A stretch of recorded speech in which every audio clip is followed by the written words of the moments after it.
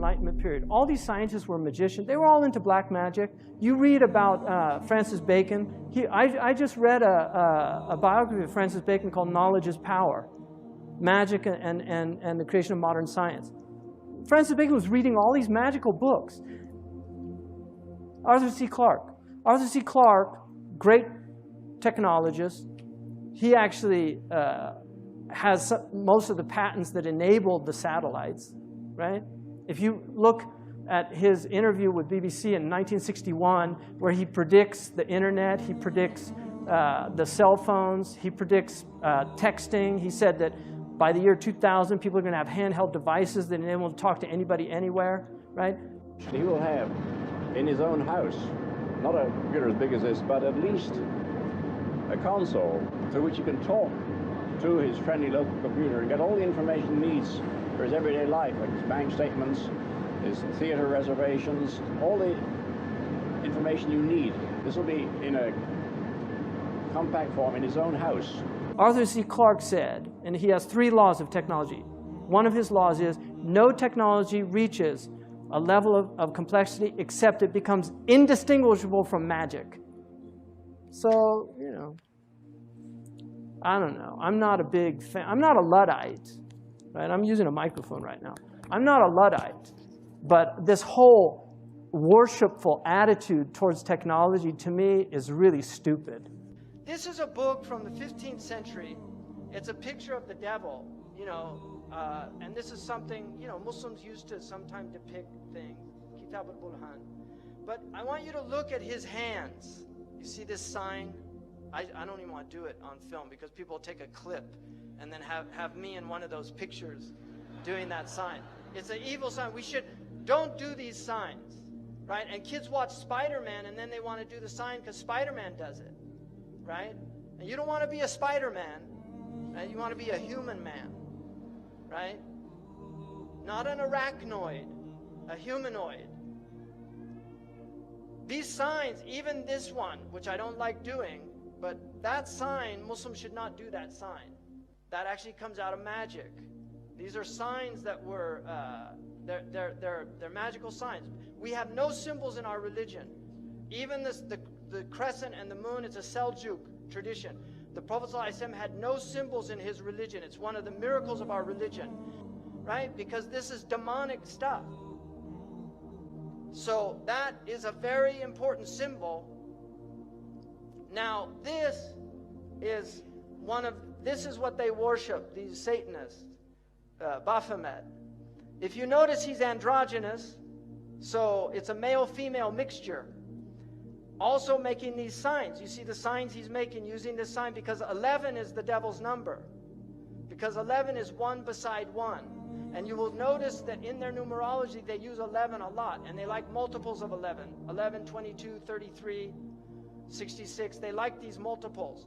Imam al-Ghazali says in their magic, they know the secrets of numbers, and so they use numbers. The Prophet ﷺ, when they used magic on him, they blew on 11 knots. 11 uqda. And this is why the Mu'awwidhatayn has 11 ayahs, because it protects against their magic.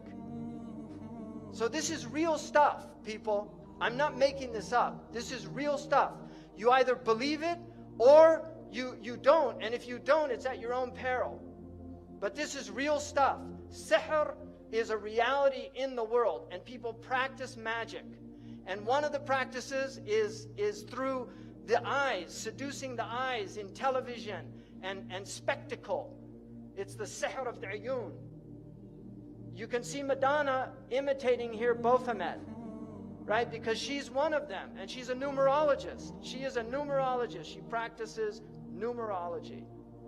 This is Lady Gaga, that everybody's gaga about. People tell me, you know, oh, you've got a lot of followers on your Twitter or something like that. I don't even know. I did Twitter one time and regretted it.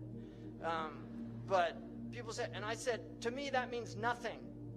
Lady Gaga's got tens of millions of followers. So the devil has plenty of followers on Twitter. It means nothing. We want to be on the account with God, right? We want to have the angels following us. pleased with us, happy about what we're doing. Now, Maleficent, you could see Disney, they used to have films where the witch was evil, and now they entice them. This is the fitna. They make a beautiful, they used to make them old hags. If you see the old film, the witch was old hag, but we get them by degrees. Now they take somebody that many people consider a very beautiful woman, and they put her in Baphomet's mask, and then it becomes seductive. He takes people by degrees. I mean, what is this? Why are they doing this? Why are you wearing horns? We're human beings. We're not demons. And then you can see these signs. Why do they use these symbols? Now, this man over here, LaVey started the Church of Satan. He wrote a satanic Bible, and he explained that symbol that they're all doing, that you saw on that Muslim graphic of the devil, that symbol, he said, was a curse symbol of devils. That's the way they put curses on people. I understand that, what are you doing? I'm giving a blessing to the audience. I don't think they appreciate it. They were throwing it back. Well, they thought it was a curse. Would you like me to show them how the sign of the curse works? Sign of the curse? Completely different. How does it go? No, not at you people out there in the audience, but this is the difference. Aim it toward Red China, would you? This is the sign of the horn. A curse sign, the two fingers extended. This way, spread apart for sort of shotgun blast, you know. I always figured if I ever met the devil, it'd have dirty fingernails. Go on. No, they're not. Yes, they are. Where? Dirty fingernails. So that's the sign of the horn, and then what happens? Is that it? Well, there are other ones, too. Yeah, what are the other ones? The other ones, one of them's the pox sign. That's 3 fingers extended. A pox on you? A pox on you. During the Middle Ages, this was... Yeah. Oh, yes. But You're originally... a bad cat. Well... Right?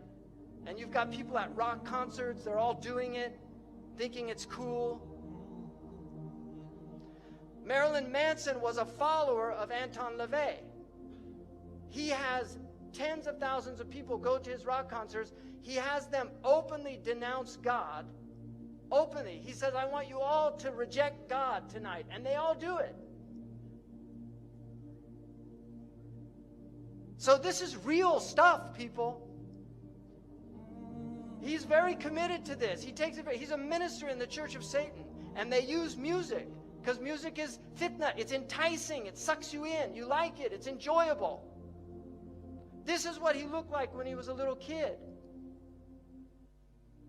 And this is one of their symbols also. They use astrological symbols. This is him on stage.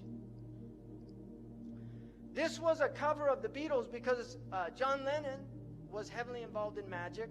He was a follower of Aleister Crowley, who was a magician and has massive influence on Western civilization. He's one of these unknown influences. But they followed him. They're in doctor's suits with abortion. The Warner Brothers was so disturbed by this that they covered it over. Now this has no shock value for people in the West. But in those days, it had shock value. But this was an album cover that they chose because they believed in free sex. Free sex necessitates abortions because people get unwanted pregnancies. Right? This is Khutawat al-Shaytan. That's how he takes people. That's why Allah says, وَبِالْوَالِدَيْنِ إِحْسَانًا, right? Allah says, وَلَا تَقْتُلُوا أَوْلَادَكُمْ خَشْيَةَ إِمْلَاقٍ. Don't kill your children out of fear of poverty, but then, وَلَا تَقْرَبُوا الْفَوَاحِشِ. Don't go near the fawahish that will make you want to kill your children. There they are doing these symbols, you see, and this is another symbol. Even though it means okay, it's actually a demonic symbol that represents 666.